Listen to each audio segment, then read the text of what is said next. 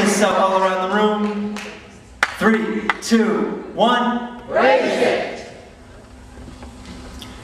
It used to say on Wikipedia that Ernest Hemingway bought the gun he used to kill himself at Abercrombie & Fitch. I don't think about this when I go there. I'm too distracted by the cool air, the dim lighting, the tidal wave of 41 perfume that assaults my nostrils as I enter and reminds me of every cool person I've ever watched from afar.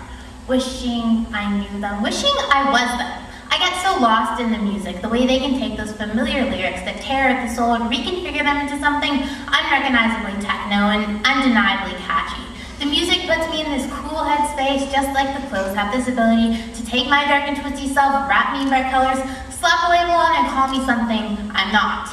These people are good at what they do, taking what's real and turning it into something cool, something that can be bought. I love the fact that in hundreds of cities across North America, teenagers just like me are listening to the same song, fondling the same overpriced garments made by children in sweatshops who would give anything for a mindless afternoon at the mall. But I don't think about those children and I don't think about Hemingway. I think about my Abercrombie wearing counterparts. They're there because they're cool, the same reason I'm here. I check myself at the door when I enter a place like this, resign myself to a lifestyle found in a catalog because that's what you're supposed to do. All the girls who have fun on the beach and flirt with the boys in the sweet summer air, they're always wearing Abercrombie t-shirts. That $50 isn't for the fabric, it's for the character I strive to be. It's the price of normalcy, a small fee to pay. That's what drove me here the very first time, because rich like girls who wore Abercrombie and Fitch, and I didn't know much at 10, but I knew when I grew up I wanted to be the type of girl that Rich liked. And that's when I decided I'd prefer to be a summer girl, even if it meant not being myself. And my mom knew even less than me, but she recognized the name in Vegas the first time we ever saw the store.